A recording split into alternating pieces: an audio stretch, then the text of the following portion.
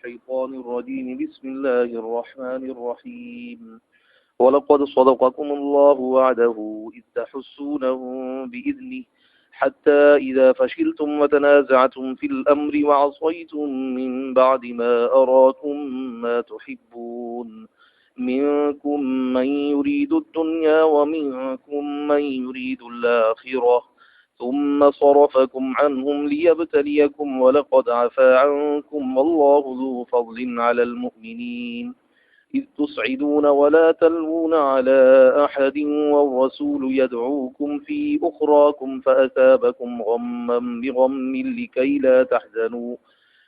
لا تحزنوا على ما فاتكم ولا ما أصابكم والله خبير بما تعملون صدق الله مولانا العظيم. जॾहिं ग़ज़वा उहुद जे मौक़े ते हुज़ूर अकरम सल्लल्लाहु अलैहि वसल्लम जिन 50 सहाबनि खे मुक़ररु फरमायो हिकिड़ी जॻह ते, त जॾहिं मुस्लमाननि जो इब्तिदाई जंग में पलड़ो भारी थियो त जेके मोर्चे ते वेठा हुआ 50 सहाबी सॻोरा, उन्हनि जे विच में इख़्तिलाफ़ थी पियो। हिकिड़नि चयो त इहो हुज़ूर अकरम सल्लल्लाहु अलैहि वसल्लम जो हुकुम इन लक ते एसिताईं हो जेसिताईं असांखे फतह न थिए। हाणे फतह थी वई, हाणे असां उन्हनि सां माल गनीमत मेराण में मदद कयूं। ऐं ॿियो गुरू इहो हुयो, उहो चए पियो त हुज़ूर अकरम सल्लल्लाहु अलैहि वसल्लम जो फरमान मुबारक आहे फतह ते या शिकस्त असांखे ही दरो न आहे छॾिणो। त पोइ इन विच में कुझु सहाबी सॻोरा उन दरे खां उन लक खां लही आया, उन जॻह खां 10 सहाबी सॻोरा बचिया। त पोइ हज़रत ख़ालिद बिन वलीद उन वक़्तु मुस्लमान न थियो हो, ॾिठईं त ही जेको रस्तो ख़ाली पियो आहे इतां हमिलो कंदुसि त मां फ़ाइदे में वेंदुसि। पोइ 300 ॼणनि खे साण करे उन जी करे हमिलो शुरू कयो। उन लक ते जेको अल्लाह जे प्यारे पैगम्बर करीम सल्लल्लाहु अलैहि वसल्लम सालार मुक़ररु फरमायो हो तीर अंदाज़नि जे मथां 50 ॼणनि जे मथां, उन जो नालो हज़रत अब्दुल्ला बिन जुबैर रज़ियल्लाहु ताला उहो बि हो ऐं कुझु सहाबी सॻोरा बि हुअसि। पोइ हज़रत ख़ालिद बिन वलीद अची ज़ोर सां हमिलो कयो। हमले करण खां पोइ इहे 10 ॼणा सहाबी सॻोरा वीचारा शहीद थी विया। उन खां पोइ अची करे सहाबा किराम रिज़वानुल्लाहि अलैहिम अजमईन भगदड़ मची वई। हता के हुज़ूर अकरम सल्लल्लाहु अलैहि वसल्लम जे चौगिर्द कुझु सहाबी सॻोरा बचा, जिन मां हज़रत तलहा, हज़रत अबू बकर, हज़रत उमर, हज़रत अली ऐं उन खां अलावा हज़रत अबू दुजाना। हज़रत तलहा रज़ियल्लाहु ताला अन्हु त पंहिंजे हथ खे बांह खे हुज़ूर अकरम सल्लल्लाहु अलैहि वसल्लम जे ढाल लाइ पेश करे छॾियो, जेको बि तीर अचे पियो उनजे बांह खे अचे पियो। ऐं हज़रत अबू दुजाना पंहिंजे पुठीअ खे पेश करे चयो, जेको तीर अचे पियो हज़रत अबू दुजाना जे पुठीअ खे। बर सूरत सहाबा किराम रिज़वानुल्लाहि अलैहिम अजमईन कुर्बानियूं ॾिनियूं।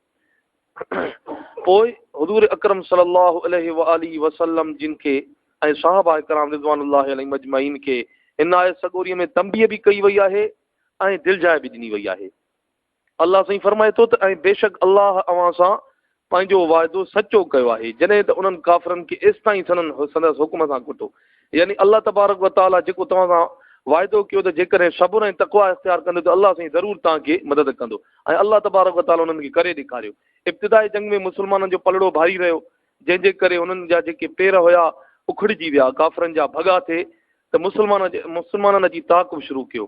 पोइ ॾिठूं त हुज़ूर अकरम सल्लल्लाहु अलैहि वसल्लम जेके सहाबा इकराम बीहारिया हुआ, उन्हनि जे इन्हनि इनहिराफ़ीअ जे करे जंग जो जेको पासो पलटिजी वियो। अल्लाह साईं अॻिते फरमाए थो त जेसिताईं बेहिम्मत थियो ऐं कम पूरे करण में तकरार कयो, यानी हिक ॿिए सां तव्हां इहो तनाज़ो कयो त न बेली हाणे असांखे जेको आहे दड़ो छॾिणो आहे, हिकिड़नि चयो त न आहे छॾिणो। इन में तव्हांजो हिक ॿिए सां ईअं सम्झो त तनाज़ो थी पियो, यानी झगड़ो थी पियो, तकरार थी पियो।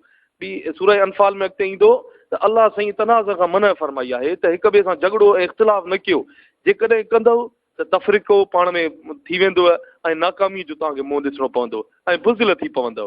हिन आयत सॻोरी में बि अल्लाह तबारक व तआला हिन हिसे में इहो ई फरमायो आहे त बेहिम्मत थियो ऐं कम पूरे करण में तकरार कयव। तकरार थी पियो। पहिरियों त इब्तिदा में इहो तकरार हुयो त जंग शहर में लड़जे या ॿाहिरि, वरी तय थियो त उन खां पोइ वरी सहाबनि सॻोरनि जी इन्हनि ॻाल्हियुनि में तकरार थी पियो त हाणे असांखे इहो लक छॾिणो आहे या न। ऐं इन विच में तव्हां अल्लाह जे प्यारे पैगम्बर करीम सल्लल्लाहु अलैहि वसल्लम जी नाफ़रमानी कई, हे उन्हनि खे आहे जिन इहो लक छॾियो हो। अल्लाह साईं हिते फरमाए थो त ऐं जेकी दोस्त रखंदा हुयो सो अव्हांखे ॾेखारियईं, तंहिंखां पोइ बेफ़रमानी कयव। वअसैतुम मिन बादि मा अराकुम मा तुहिब्बून। यानी हुजूर अकरम सल्लल्लाहु अलैहि वसल्लम जी तव्हां हुक्म जी इनराफ़ी कई त तव्हांखे शिकस्त मिली, वक़्ती शिकस्त मिली। छो त हुजूर अकरम सल्लल्लाहु अलैहि वसल्लम जी नाफ़रमानी जे करे अल्लाह साईं उन्हनि खे वरी दिलि जाए ॾिनी। अॻिते अचे थो, अल्लाह साईं अॻिते फरमाए थो त अवां मां को अहिड़ो आहे जो दुनिया खे घुरंदो आहे। यानी उन्हनि मां हिकिड़ा तव्हां उहे हुयो त तव्हां चयो त माल गनीमत खे मेड़ियूं, जीअं असांखे जेको आहे सो इन्हनि खे जेको साहबा किराम रिज़वानुल्लाहि अलैहिम अजमाइन की असां इन कम में हथु विझरायूं। ऐं अल्लाह साईं अॻिते फरमाए थो ऐं अवां मां को अहिड़ो आहे जो आख़िरत खे घुरंदो आहे। ऐं के उहे हुया त नबी अली हुजूर अकरम सल्लल्लाहु अलैहि वसल्लम जो हुकुम आहे शाबी ते फतेह ते या शिकस्त असांखे इहो लकुनाए छॾिणो। त इन आयत सगोरी जे इन हिसे में बाद खे इहो ख़्यालु थींदो आहे त आया के साहबा किराम रिज़वानुल्लाहि अलैहिम दुनिया जा तौलिब हुया छा? त इन आयत सगोरी जे इन हिसे में शाह अशरफ अली साहब थानवी रहमतुल्लाह अलैहि लिखियो आहे त अल्लाह तबारक व तआला पंहिंजनि प्यारनि ॿारनि खे थोरी लफ़्ज़िश ते ई नोटिस वठंदो आहे त हिननि जो जेको हुजूर अकरम सल्लल्लाहु अलैहि वसल्लम हुकुम फरमायो त हिननि छो इहो उन हुकुम जी इनराफ़ी कई। बाक़ी रहियो मसइलो त हिन आयत सगोरी में अल्लाह तबारक व तआला इन आयत सगोरी जे हिसे में फरमायो अवां मां को अहिड़ो आहे जो दुनिया खे घुरंदो आहे। मुफ़सिरीन हज़रात लिखनि था त जीअं त माल गनीमत जेको बि मिले, जेको बि जंग में शामिल थियो आहे उन्हनि खे हिकु करो मिलंदो आहे। ईअं न हुयो जो हे माल मेड़िन आहे इन्हनि खे वधीक मिलिया, न न, असुल में छा हो त उन्हनि जी बि तलब इहा ई हुई त असां इन्हनि खे हथ में कमु विझरायूं, मदद करायूं। ऐं उन्हनि जी बि तलब इहा ई हुई त आख़िरत असांजी सही थिए। ऐं उन्हनि मां हे माना ईअं सम्झो त दुनिया जे थ्रू आख़िरत खे घुरनि पिया ऐं बाक़ी जेके लक ते आहे उहे बसि चवनि पिया त असां शहीद थियूं या जेको आहे सो असांखे फतेह मिले, असांखे इहो लकुनाए छॾिणो। उन्हनि ॿिन्हिनि मां जेके बि ॿई हुया उहे ॿई हक़ ते हुया। बाक़ी इहो आहे त अल्लाह तबारक व तआला अॻिते फरमाए थो त असां इन्हनि जी ग़लतियुनि खे असां माफ़ु कयो आहे ऐं आईंदा अहिड़ियूं ग़लतियूं तव्हांखे न करणु घुरिजनि। जेकी बि तव्हांखे तकलीफ़ पहुती उन जे लाइ अल्लाह तबारक व तआला फरमाए थो त इहा आज़माइश हुई। अल्लाह साईं हिते फरमाए थो वरी अव्हांखे उन्हनि खां हिन लाइ फेरायई त अव्हांखे परखे ऐं बेशक अव्हांखे माफ़ी ॾिनाई ऐं अल्लाह मोमिननि ते फज़ल करण वारो आहे। यानी अल्लाह तबारक व तआला इन्हनि साबिन सगोरनि जी इन लफ़्ज़िश खे इन ख़ता खे माफ़ फरमाए छॾियो। अल्लाह साईं हिते फरमाए थो जॾहिं अवी परे थी भॻो ऐं कंहिं हिक ते कंधु फेरे नथी वाजायव, यानी उन वक़्तु एतिरी त अफ़रा तफ़री वधी वई जो मुस्लमाननि खे थिए कुठो। इन ई अफ़रा तफ़रीअ में हज़रत हुदैफ़ा बिन जमान जेके साहिब सिर रसूलुल्लाह सल्लल्लाहु अलैहि वसल्लम चयो वेंदो आहे, यानी राज़दान रसूलुल्लाह सल्लल्लाहु अलैहि वसल्लम जो, उन जो वालिद साहब हज़रत जमान रज़ियल्लाहु ताला अन्हु बि इन अफ़रा तफ़री में शहीद थी वियो। ऐं उन खां अलावा केतिरा ई साहबी इन अफ़रा तफ़री में शहीद थी विया ऐं केतिरा ई त हुजूर अकरम सल्लल्लाहु अलैहि वसल्लम खां ईअं सम्झ परे थी विया। हुजूर अकरम सल्लल्लाहु अलैहि वसल्लम जा ॾंद मुबारक शहीद थी विया। हुजूर अकरम सल्लल्लाहु अलैहि वसल्लम जे मथां लोही टोपलो पातल हो, हुजूर अकरम सल्लल्लाहु अलैहि वसल्लम जे लोही टोपले जी जेकी कड़ी हुई हुजूर अकरम सल्लल्लाहु अलैहि वसल्लम जे मथे मुबारक में गिरी वई, हुजूर अकरम सल्लल्लाहु अलैहि वसल्लम बेहोश थी विया। ऐं उन खां अलावा हुजूर अकरम सल्लल्लाहु अलैहि वसल्लम ऐलान करणु लॻा इलैया या इबादल्लाह, मां हेॾे आहियां, ए अल्लाह जा बानो हेॾे अचो। छो त इन विच में अफ़वाह फैलिजी चुको हुयो त हुजूर अकरम सल्लल्लाहु अलैहि वसल्लम शहीद थी चुका आहिनि। पोइ हज़रत काब रज़ियल्लाहु अन्हु हुजूर अकरम सल्लल्लाहु अलैहि वसल्लम खे ॾिठो त उन महिल ऐलान कयईं त हुजूर अकरम सल्लल्लाहु अलैहि वसल्लम हिते आहिनि, हेॾे अचो। त पोइ साहबा किराम रिज़वानुल्लाहि अलैहिम अजमईन अची करे कठा थिया ऐं वरी हमिलो कयूं। अल्लाह साईं फरमाए थो त ऐं पैगंबर अव्हांजे पुठियां सनींदो रहियो, पोइ ख़ुदा अव्हांखे ॾुख ते ॾुख जो बदिलो ॾिनो। इहो हिन लाइ त जेकी अव्हां खां थी वियो न के तंहिं ते ऐं जेकी अव्हांखे पहुतो न के तंहिं ते ग़मगीन थियो। यानी जेकी कुझु बि थियो अल्लाह तबारक व तआला तव्हांखे आज़माइश लाइ कयो हो, तव्हां सबुरु कयो, अल्लाह तबारक व तआला तव्हांखे ज़रूरु अजुर ॾींदो ऐं अल्लाह तबारक व तआला तव्हांजे दर्जात खे बुलंद फरमाईंदो। ऐं अल्लाह तबारक व तआला खे फरमाए थो ऐं जेकी अवी कंदा आहियो तंहिंजी अल्लाह ख़बर रखंदड़ आहे।